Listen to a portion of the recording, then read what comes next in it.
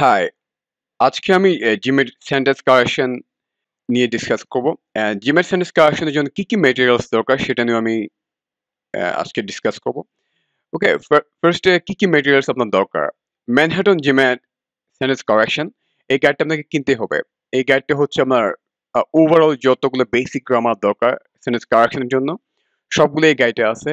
And কিছু advance টেকনিকও এই গাইডে included. তো এটা আপনাকে কিনতে হবে। এটা দিয়ে আপনাকে সেন্টেন্স কারেকশনের প্রিপারেশন স্টার্ট করতে হবে। এরপরে আরেকটা গাইড আপনি কালেক্ট করতে পারেন। এটা অনলাইনেই পাওয়া যায়। GMAT club grammar book. এটা অনেক ভালো একটা বই। ওভারঅল বেসিক সবগুলা গ্রামার ওরা একসাথে কম্পাইল করে নতুন পিডিএফ ফর্মে ওরা করছে। তো আপনি চাইলে এটা কালেক্ট করতে পারেন। এরপর আপনাকে জিমেট অফিসিয়াল গাইড 2015, এটা অফিসিয়াল গাইড, সো এটা মাস্ট। তারপর আপনাকে জিমেট অফিসিয়াল ভার্বাল রিভিউ যে গাইডটা সেটা প্র্যাকটিসের জন্য কালেক্ট করতে হবে। যদি এই গাইডে কিছুটা ওভারল্যাপ আছে 2015 এডিশনের সাথে, তারপর আপনি এটা কিনতে পারেন। তারপর ভেরিটাস প্রেপ জিমেট সেন্টেন্স কারেকশনের গাইডটা আপনি কালেক্ট করতে পারেন। এই গাইডটা একটু different from Manhattan GMAT sentence correction. এই গাইডটা কিছুটা লজিকের উপর ফোকাস করে। সো এটি আপনি এই গাইডটা কিনবেন আর ফলো করবেন বাকি সবগুলা বই শেষ করার পরে, আগে না, কারণ এটি একটু অ্যাডভান্স। আমরা এখন দেখবো সেন্টেন্স কারেকশনের ওভারভিউ এটা কিরকম হতে পারে। সেন্টেন্স কারেকশন ফুললি আন্ডারলাইন হতে পারে আর পার্শিয়ালি আন্ডারলাইন হতে পারে। আর সেন্টেন্স কারেকশনে আপনার কাছে পাস্ট টেন্সের চয়েস থাকবে। আর ফার্স্ট যে অপশন সেটা থাকবে কোশ্চেনে যেরকম ছিল সেরকম। আর এটা যদি কোনো মিস্টেক না থাকে তাহলে ফার্স্ট অপশনটা কারেক্ট হবে। আর আপনাকে চুজ দ্য বেস্ট অ্যান্সার, আপনার পাঁচটার মধ্যে বেস্ট অ্যান্সারটা আপনাকে চুজ করতে হবে। অ্যান্ড কারেক্ট অ্যান্সার ইউজুয়ালি হবে, কোনো মিস্টেক থাকবে না, এটা শর্ট হবে অ্যান্ড কনসাইজ হবে। তো আমরা এখন টিপিক্যাল সেন্টেন্স কারেকশন এরর, অর্থাৎ সেন্টেন্স কারেকশন কিরকম মিস্টেকস গুলা জিমেট আপনাকে টেস্ট করবে সেটা একটু দেখবো। তো ফার্স্টে যে ইয়েটা দেখবে সেটা হচ্ছে এগ্রিমেন্ট এরর যেটা বলি আমরা। এটা দুটো হতে পারে। একটা হচ্ছে noun verb agreement and pronoun agreement. Noun verb agreement, যেখানে নাউন অ্যান্ড ভার্বের সাথে এগ্রিমেন্টসটা ওরা চেক করে। যেমন আমরা একটা এক্সাম্পল দেখি, the number of residents have grown. দেখুন আমরা কিন্তু আমাদের এখানে সাবজেক্ট নাম্বার, রাইট? তো নাম্বার কিন্তু আমরা জানি সিঙ্গুলার। তো সিঙ্গুলার যদি হয় নাম্বারের সাথে হ্যাভ হতে পারে না। তো দ্য কারেক্ট ফর্ম কি হতে পারে? The number of residents has grown. মনে যখনই দ্য নাম্বার দেখবেন এটা অলওয়েজ সিঙ্গুলার হবে। তো এটা হচ্ছে একটা নাউন ভার্ব এগ্রিমেন্টের একটা এক্সাম্পল। আমি এগুলো নিয়ে পরে ডিটেলসে আরো ভিডিও বানাবো, বাট আজকে যে ওভারভিউ দেওয়ার জন্য এটা আমি দেখালাম। এরপর প্রোনাউন্স এগ্রিমেন্ট, যেখানে আপনি প্রোনাউন্স এগ্রি করে নাকি সেন্টেন্সের সাথে সেটা দেখতে হবে। আমি একটা ইনকারেক্ট একটা সেন্টেন্স দেখবো, যেমন when the kids went to sleep he slept like a log. ওকে, আপনি এখানে দেখেন দ্য কিডস যে প্লুরাল, আর আমাদের যে প্রোনাউনটা আমরা ইউজ করলাম সেটা হচ্ছে হি। তার মানে কি সিঙ্গুলার, প্লুরাল এন্ড সিঙ্গুলার এটা ম্যাচ করে না। এটা আমরা কিভাবে কারেক্ট করতে পারি? আমরা বলতে পারি when the kids went to sleep they slept like a logs। তো আমরা হি কে দে দ্বারা রিপ্লেস করলাম, আমি এটা পারফেক্টলি কারেক্ট এখন। তো এটা হচ্ছে প্রোনাউন্ড এগ্রিমেন্ট।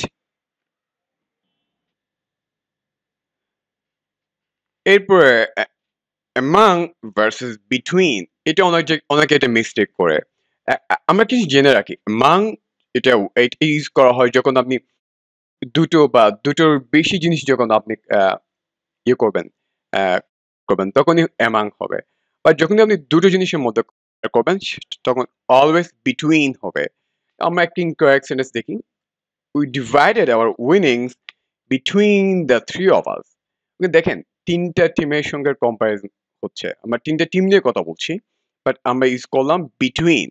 আমাদের ডেফিনিশন হচ্ছে বিটুইনটা অনলি দুটো জিনিসের মধ্যে ইউজ করতে হবে। তো আমার কারেক্ট ফর্ম কি হতে পারে? আমরা বিটুইন কে among দ্বারা রিপ্লেস করতে পারি, ইজি রাইট?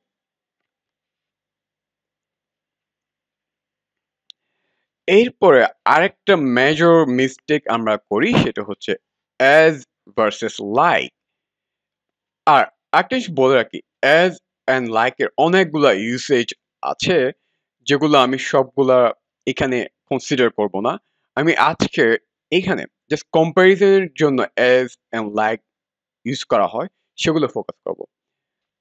আমরা যখন কম্পারিজন করি, যদি অ্যাজ ইউজ করি, সেক্ষেত্রে অ্যাজ এর পরে একটা ক্লজ থাকবে, যে ক্লজে আপনার সাবজেক্ট থাকবে অ্যান্ড ভার্ব থাকবে। যেমন একটা এক্সাম্পল হতে পারে, she is a talented rider as most of her family are. The as most of her family are এখানে হচ্ছে ক্লজ, তারপরে as এর পরে ক্লজ থাকবে, সিম্পল। আর লাইক হচ্ছে লাইকের পরে আপনাকে নাউন থাকবে অর প্রোনাউন থাকবে, কখনো ক্লজ থাকবে না যদি আপনি কম্পারিজনের জন্য লাইক ইউজ করেন। যেমন she looks just like her mother. her mother হচ্ছে এখানে আমরা জানি লাইকের পরে her mother, তার মানে কি?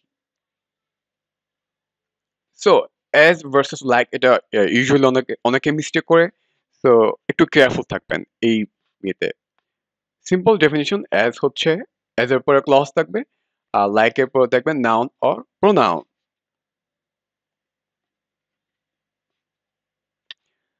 আমরা অ্যাজ ভার্সেস লাইক এর একটা এক্সাম্পল দেখবো, মিস্টেক কিরকম হতে পারে। যেমন ইনকারেক্ট সেন্টেন্স বলতে পারে, do like I say, not like I do. আপনি দেখেন লাইকে পড়া আছে আই ডু, যেটা হচ্ছে একটা ক্লজ, কারণ এখানে প্রোনাউন আছে প্লাস ওর সাবজেক্ট আছে প্লাস সাবজেক্টের পরে একটা ভার্ব আছে, তার মানে একটা ক্লজ। আমরা একটা লাইকটাকে অ্যাজ যদি রিপ্লেস করে সেন্টেন্সটা কারেক্ট হয়ে যায়। যেমন do as I say, not as I do. এরপরে আরেকটা টিপিক্যাল মিস্টেক হতে পারে রান অন সেন্টেন্স, যেটা বলে। রান অন সেন্টেন্স হচ্ছে যখনই আপনি দুটো ইন্ডিপেন্ডেন্ট ক্লজ একসাথে কম্বাইন করবেন কোনো কনজাংশন ছাড়া, ইউজুয়ালি এটা কমা দিয়ে আমরা কানেক্ট করি, কিন্তু সেটা গ্রামাটিক্যালি ইনকারেক্ট। যেমন আমরা একটি এক্সাম্পল দেখি, I like him, he is the best. আপনি এখানে দেখুন, আই লাইক হিম এটা কিন্তু independent sentence, meaningful, and he is the best এটাও একটা পুরো ইন্ডিপেন্ডেন্ট সেন্টেন্স। বাট আমাদের গ্রামারের রুলস অনুযায়ী এটা আমরা কানেক্ট করতে পারি না। সো আমরা এটা কিভাবে কানেকশন করতে পারি? আমরা এখানে একটা এন্ড অ্যাড করতে পারি, যেমন I like him and he is the best.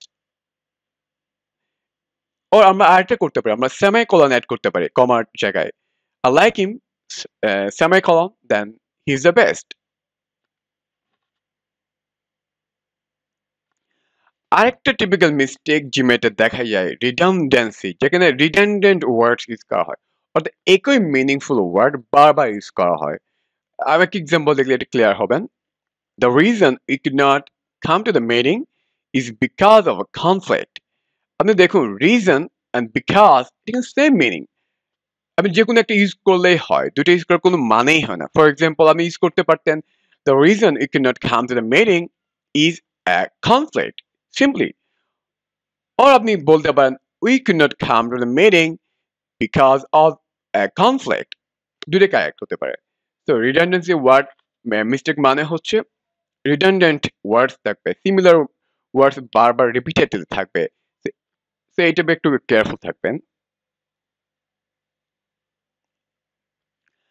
আরেকটা মেজর মিস্টেক যেটা জিমেটে সবাই করে, সেটা হচ্ছে ড্যাংলিং মডিফায়ার। ড্যাংলিং মডিফায়ার মানে হচ্ছে আপনার মডিফায়ার্স গুলো রং প্লেসে অ্যাড করা থাকে। যেমন একটা সেন্টেন্স দেখুন, I put a cake by the door that I baked.